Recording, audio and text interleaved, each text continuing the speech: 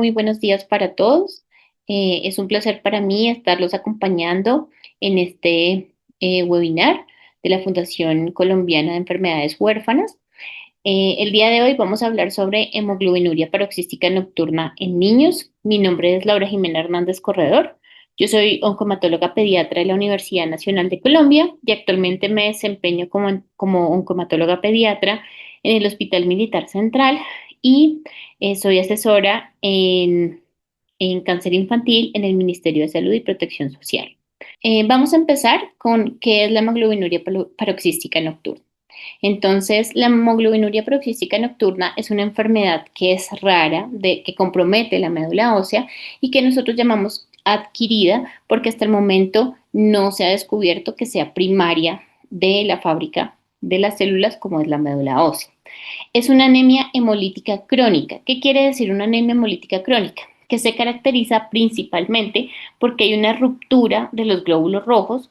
Esa ruptura de los glóbulos rojos va a liberar una cantidad de hemoglobina que normalmente la vamos a encontrar en la orina, que va a presentar una alteración en la coloración de la orina y que generalmente esta se va a manifestar en la orina de la mañana. Es por eso que vamos a encontrar esa asociación con que es paroxística y nocturna. Tiene un curso clínico que es muy variable, pero generalmente trae unas complicaciones muy importantes cuando no se trata. La hemoglobinuria tiene, como se puede ver en la gráfica, tiene tres características principales y es que es una anemia hemolítica que puede causar trombosis y que por su fisiopatología causa pancitopenia, es decir, vamos a tener una disminución de todas las líneas celulares, no solamente de los glóbulos rojos. Entonces, vamos a devolvernos un poquito en el tiempo y vamos a hablar de la historia de la hemoglobinuria paroxística nocturna. Entonces, más o menos por allá en 1866, un médico, William Gould, describió por primera vez a un paciente que tenía una anemia hemolítica que era crónica y que presentaba episodios de hemoglobinuria intermitente y que generalmente esta hemoglobinuria empeoraba en la noche o al despertar. Entonces, ahí fue la primera vez que se habló de que la enfermedad existía. Más o menos hacia 1882, Strubing encontró varias diferencias entre, digamos, como la hemoglobinuria paroxística nocturna, que en ese momento todavía no tenía ese nombre lo adoptó un poco más adelante, y encontró que, a diferencia de otras anemias hemolíticas, este era un problema en sí de los glóbulos rojos. Más o menos hacia 1911 Van der Berg encontró que en estos pacientes que se habían descrito previamente teníamos unos glóbulos rojos que cuando se ponían en contacto con suero acidificado se lisaban y esto era secundario a que tenían una reacción como de hipersensibilidad al complemento. Y ya en 1928 Enneking adoptó el nombre como tal de hemoglobinuria paroxística nocturna. La hemoglobinuria, por lo que encontrábamos hemoglobina en la orina, paroxística porque los episodios eran paroxísticos y empeoraban generalmente en la noche. Hacia 1928 y 1931, Marshall Bolt Mitchell encontró, digamos que en pacientes con hemosideremia no había hemólisis. Y hacia 1937 y 1939 encontramos, digamos, como cuál era el rol del complemento en esta hemoglobinuria paroxística nocturna y de ahí, digamos que salió el test de Ham, que vamos a verlo más adelante. Continuando con la historia, hacia 1986 digamos que se habló de que de que había un defecto como tal en las proteínas de anclaje de los glóbulos rojos. Y más adelante empezaron a describir otras alteraciones en esos mismos glóbulos rojos, como alteraciones en los factores de restricción que también iban a influir en esa susceptibilidad al complemento. Hacia 1989, Holguín y compañía demostraron también que en los glóbulos rojos de las personas con hemoglobinuria paroxística nocturna había una alteración en una de las proteínas reguladoras que es el CD59. El CD59 funciona como un protector del complemento. Entonces, cuando nosotros tenemos una alteración, eso hace que este glóbulo rojo sea mucho más sensible a la acción del complemento y que lo lleve a la lisis como tal. En 1992, eh, digamos que otro grupo que fue Mahoney y compañía, demostraron que en todos los pacientes que tenían hemoglobinuria paroxística nocturna había como tal una alteración en la síntesis de digamos, de una proteína de anclaje de membrana que era el glucosidilfosfatidilinositol. Y esta era defectuosa. Y esta es supremamente importante para la creación del CD59, que era la proteína que les había mencionado previamente. Y ya hacia 1996 hablamos del rol de la citometría de flujo para el diagnóstico de la hemoglobinuria paroxística nocturna.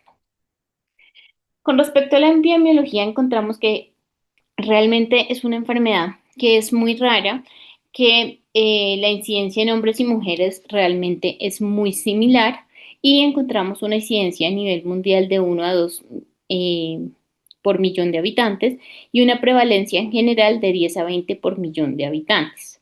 La edad media de presentación es alrededor de la década de los 30, entre los primeros y los medianos 30 de las personas. Entonces, ¿por qué ocurre la hemoglobinuria paroxística nocturna? Entonces, digamos que la hemoglobinuria paroxística nocturna se produce porque hay una expansión clonal. ¿Y a qué nos referimos con expansión clonal?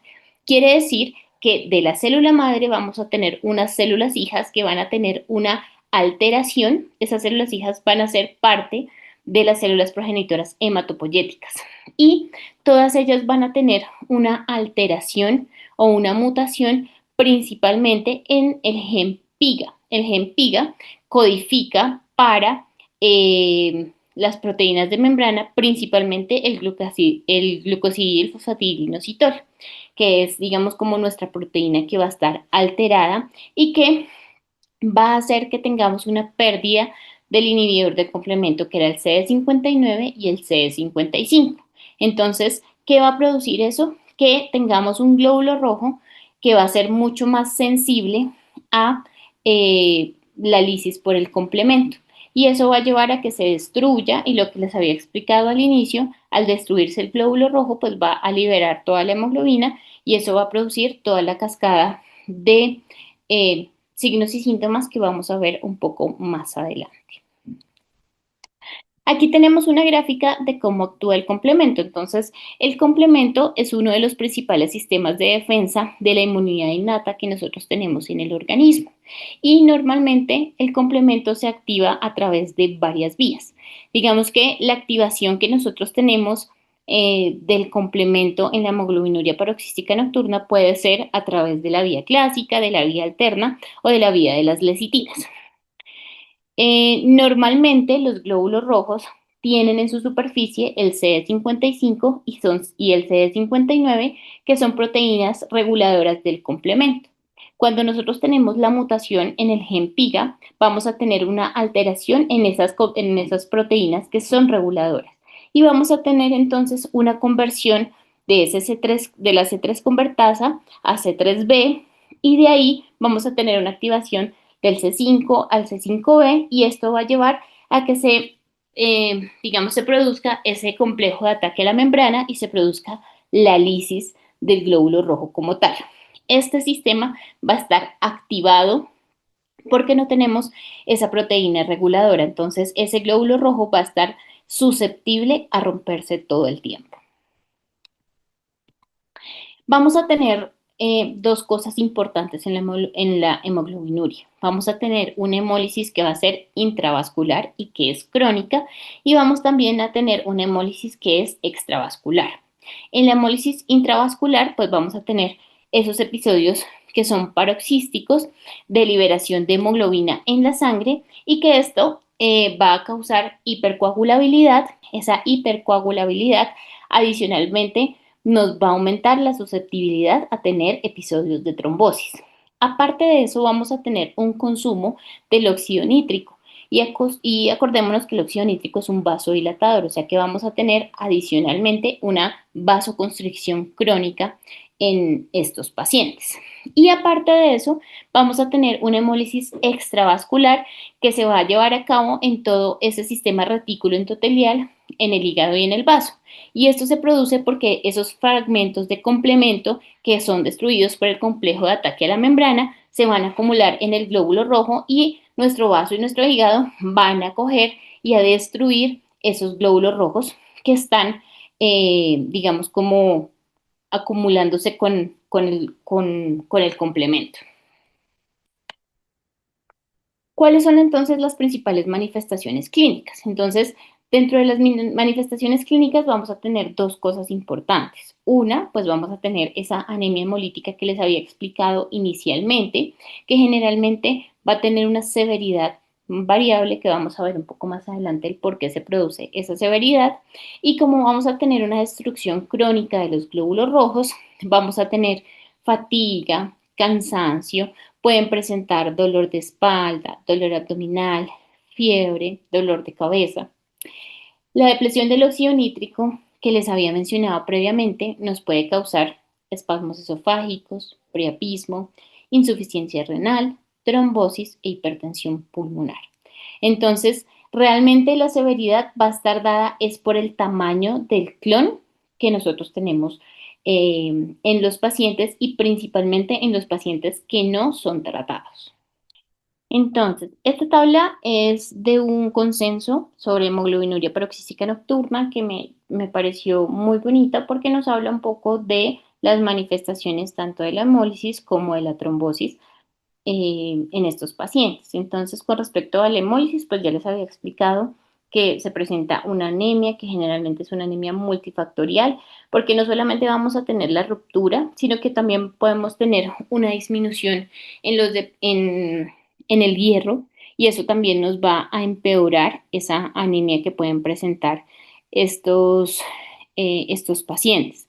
Vamos a presentar disfagia, dolor abdominal, disfunción eréctil y todo esto es secundario a esa hemólisis intravascular que pueden presentar y la hipertensión pulmonar y la falla renal generalmente se presentan por esa hemólisis que se produce en esos pacientes, la acumulación de los depósitos y la disminución en el óxido nítrico que presentan estos pacientes. Y la trombosis generalmente pues se produce en localizaciones que son atípicas, que se pueden presentar de manera en los vasos intraabdominales, se puede presentar en los vasos hepáticos, y generalmente ese riesgo de trombosis, eh, eh, al igual que la severidad de la hemólisis, puede estar relacionado principalmente con el tamaño del clon que nosotros tenemos en los pacientes, principalmente que no son tratados. Por eso es tan importante su identificación e iniciar un tratamiento temprano en ellos. Con respecto al diagnóstico, ¿cómo vamos a abordar los pacientes? Entonces, generalmente nosotros vamos a solicitar todos los paraclínicos de hemólisis y vamos a mirar que la hemólisis no sea una hemólisis autoinmune. Por eso es importante pedir un CUMS directo que normalmente va a ser negativo. Vamos a tener una hemólisis intravascular, entonces vamos a tener las características de ella, que va a ser una anemia, que puede ser tan severa dependiendo del clon. Vamos a tener una elevación de la LDH, vamos a tener un aumento de las bilirrubinas, un consumo de la aptoglobina y vamos a tener un aumento de los reticulocitos que nos están expresando que la médula ósea está respondiendo a esa anemia que está presentando. Pero acá lo más importante que, o digamos como el diagnóstico clave que nosotros vamos a tener en estos pacientes es la citometría de flujo. La citometría de flujo nos va a detectar las células que no tienen o que carecen de CD55 y CD59 en más de dos linajes celulares, porque acordémonos que estábamos hablando principalmente de los glóbulos rojos por las manifestaciones, pero como les hablé al inicio, una de las principales características es que vamos a tener pancitopenia y es porque este clon de células hematopoyéticas no solamente afecta a los glóbulos rojos, sino que también puede afectar las otras dos líneas celulares que son los glóbulos blancos y las plaquetas. Y podemos hacer un test de sensibilidad al complemento que es el test de Hammond. ¿Listo? Entonces, eh, En estos pacientes podemos hacer biopsia de médula ósea. Realmente en la biopsia de médula ósea vamos a encontrar una hiperplasia eritroide. Generalmente la celularidad en estos pacientes no está muy aumentada y en algunos pacientes podemos encontrar una evidencia de una médula ósea que va a estar aplásica. Y otra de las cosas que se me olvidó mencionarles previamente es que los pacientes con hemoglobinuria paroxística nocturna están relacionados con los pacientes con anemia aplásica. ¿Listo? Entonces eso también hay que tenerlo en cuenta. Cuando nosotros hacemos el estudio de anemia plástica, siempre es importante descartar que no sea una hemoglobinuria paroxística nocturna la causa de esa aplasia. Con respecto a la clasificación de la hemoglobinuria paroxística nocturna, vamos a tener tres tipos importantes. El clásico, que es aquella en la que nosotros evidenciamos como tal alteraciones o hemólisis intravascular sin que tengamos evidencia de otro tipo de alteración en la médula ósea o de deficiencia de médula, en la médula ósea. Vamos a tener una segunda clasificación que va a ser aquella hemoglobinuria que está relacionada con alguna otra alteración en la médula ósea, por ejemplo, síndromes mielodisplásicos, anemia plástica, como se los había mencionado previamente, y vamos a tener una hemoglobinuria paroxística nocturna que puede ser subclínica, que es una población muy pequeña de pacientes en los que no tenemos evidencia clínica o de laboratorio de hemólisis o trombosis, pero detectamos, digamos, como la alteración genética como tal o la alteración en el CD55 y en el CD59 en las células como tal. Entonces no tenemos una manifestación, por eso es subclínica, pero sí encontramos la alteración mutacional. Con respecto al tratamiento, digamos que tenemos que tener en cuenta que como ya supimos cómo era la fisiopatología, lo principal para nosotros va a ser bloquear el complemento. Y para eso existe un medicamento que es un anticuerpo monoclonal, que es el eculizumab. El eculizumab actúa bloqueando esa formación terminal del complemento entre C5A y C5B y va a disminuir esa activación crónica que vamos a tener del complemento como tal. Este medicamento ya lo tenemos aprobado por todas las agencias internacionales, la FDA, la EMA, y hemos encontrado que realmente ha sido muy útil en la disminución de los episodios de hemoglobinuria paroxística. Entonces, si recortamos el gráfico que teníamos previamente, teníamos digamos, como una activación del C3 que se iba a convertir en C3, que iba a activar C3A, C3B y ahí íbamos a activar C5. Y el C5 pues va a convertirse posteriormente o va a activar C5A, C5B y ahí vamos a formar ese complejo de ataque a la membrana. Entonces, ¿en dónde actúa el eculizumab? El eculizumab va a, digamos que va a participar en ese paso previo de C5A a C5B. En ese, digamos que va a causar un bloqueo de ese paso y va a evitar que se active ese complemento para causar la lisis de nuestras células. El eculizumab se utiliza principalmente en pacientes que generalmente tienen una hemoglobina menor de 7, que han tenido episodios de trombosis relacionados con la hemoglobinuria, que tienen complicaciones asociadas a esa hemólisis, es decir, disfunción renal, hipertensión pulmonar. Vamos a utilizarlo en pacientes que tienen síntomas crónicos como dolor abdominal, disfagia, disfunción eréctil y pacientes que estén en embarazo que tengan antecedentes de haber tenido complicaciones complicaciones en embarazos previos. En esos pacientes siempre tenemos que pensar en la posibilidad de utilizar eculizumab. Acá les dejo pues simplemente un cuadrito con las dosis y cómo se utiliza el eculizumab. Nosotros tenemos una fase de inducción y posterior a eso tenemos una fase de mantenimiento de estos pacientes y hay que recordar que ellos deben ser vacunados durante el tratamiento para Neisseria meningitidis. ¿Por qué ha sido tan importante el eculizumab en estos pacientes? Ha sido muy importante porque hemos tenido definitivamente unos desenlaces que han cambiado la historia de estos pacientes. Con ellos hemos mejorado la supervivencia. El eculizumab tiene un perfil de seguridad que es muy bien tolerado, mejora los síntomas y la calidad de vida de los pacientes porque reduce los episodios de hemólisis, reduce la necesidad de transfusiones, reduce los eventos trombóticos en estos pacientes. Entonces, en general, mejora completamente la calidad de vida de ellos. ¿Y qué otros tratamientos tenemos disponibles? Estos que les estoy presentando acá son tratamientos de soporte. ¿Por qué? Por lo que les explicaba. Con toda la fisiopatología que tenemos en la hemoglobinuria paroxística nocturna, tenemos una disminución en el hierro, entonces tenemos que hacer suplencia y eso nos va a permitir también mejorar de alguna manera esa anemia que presentan estos pacientes. Se puede hacer suplementación con ácido fólico, con vitamina B12. Cuando tenemos, por ejemplo, hemoglobinas que son muy bajitas en pacientes que tienen alguna repercusión hemodinámica, que están inestables hemodinámicamente, que tienen altos requerimientos de oxígeno, que están con dificultad, estos pacientes deben recibir transfusiones de glóbulos rojos.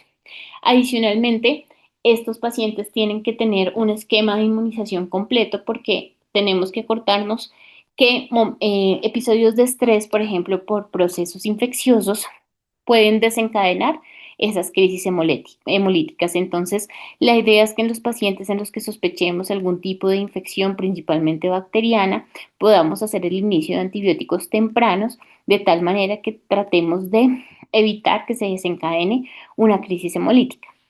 Al igual que en las anemias hemolíticas, podemos utilizar los glucocorticoides cuando tenemos una crisis hemolítica muy severa y necesitamos de alguna manera hacer una regulación inmunológica rápida. Entonces, no los utilizamos de manera crónica, pero si tenemos una crisis muy severa, podemos llegar a utilizar los glucocorticoides en estos pacientes. Em, en los pacientes, digamos que tenemos una carga de enfermedad muy importante porque tenemos un tamaño de la clona eh, muy grande y tenemos un riesgo trombótico importante precisamente porque tenemos una clona elevada y aparte de eso, clínicamente tenemos eh, un dímero D que está elevado, tenemos un paciente que va a ir para cirugía o que tiene alguna característica que puede aumentar ese riesgo trombótico, es importante pensar en que debe recibir una profilaxis con anticoagulación si no tenemos disponibilidad de eculizumab, porque en ese paciente tenemos un alto riesgo trombótico que tenemos que evitar. Entonces, cuando no lo tenemos disponible, tenemos que anticoagular a ese paciente. Y digamos que si nosotros pensamos en que esa hemoglobinuria paroxística nocturna está relacionada con anemia plásica o con falla medular, podemos pensar en tratamiento inmunosupresor. Pero realmente ese tratamiento inmunosupresor no está indicado para el tratamiento de la crisis hemolítica como tal, sino como tratamiento, digamos, crónico para la hemoglobinuria paroxística nocturna. Y el trasplante de precursores hematopoyéticos ha sido también una opción que, digamos que se presenta generalmente en los pacientes que están severamente afectados, que tienen muchas complicaciones secundarias a los eventos hemolíticos y a los eventos trombóticos.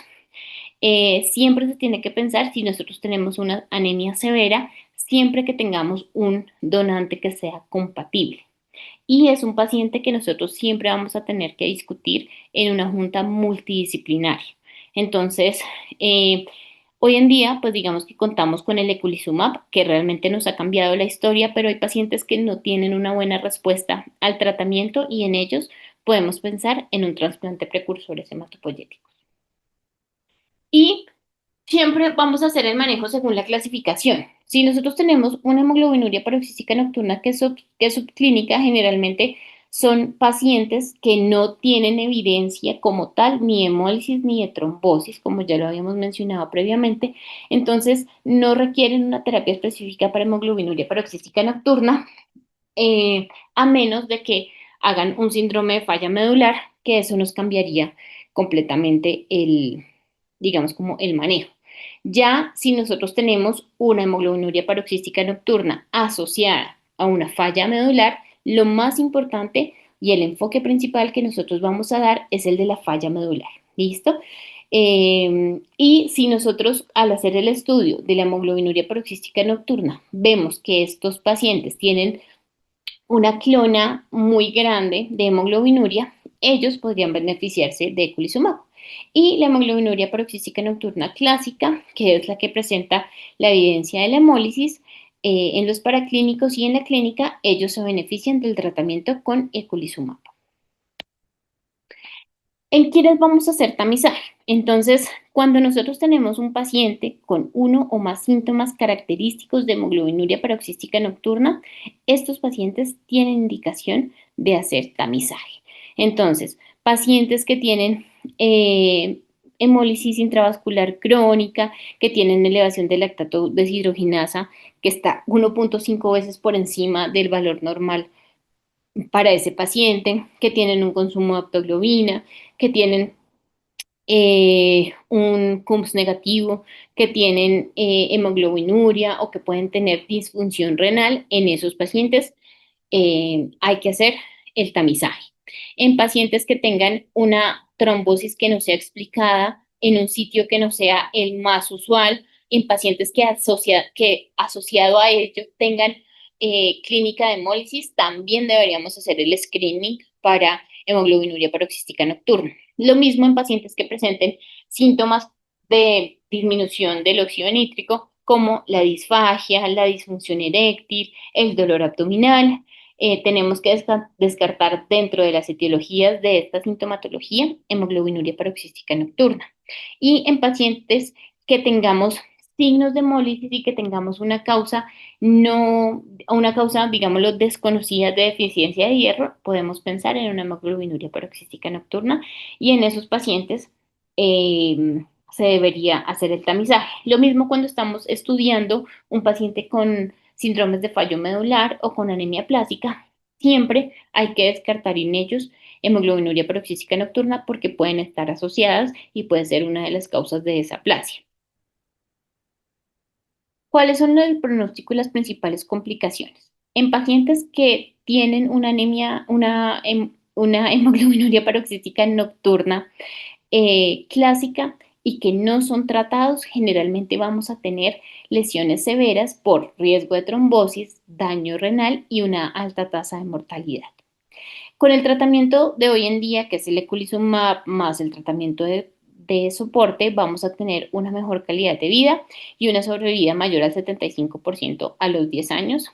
Y es importante tener en cuenta que estos pacientes necesitan sí o sí un seguimiento médico continuo por su hematólogo de adultos, su hematólogo pediatra, vigilando siempre la función y la organicidad. Es muy importante verificar siempre que cada uno de los órganos que puedan ser afectados estén funcionando correctamente y que no tengamos hemólisis activa. ¿Cuál es la diferencia principal entre la hemoglobinuria paroxística en niños y en adultos? Como les explicaba, generalmente esta es una patología que es mucho más frecuente en adultos. En los niños realmente no es tan frecuente. Generalmente en los niños está más asociada a falla medular o anemia plástica y el riesgo de trombosis es menos frecuente que en los pacientes adultos.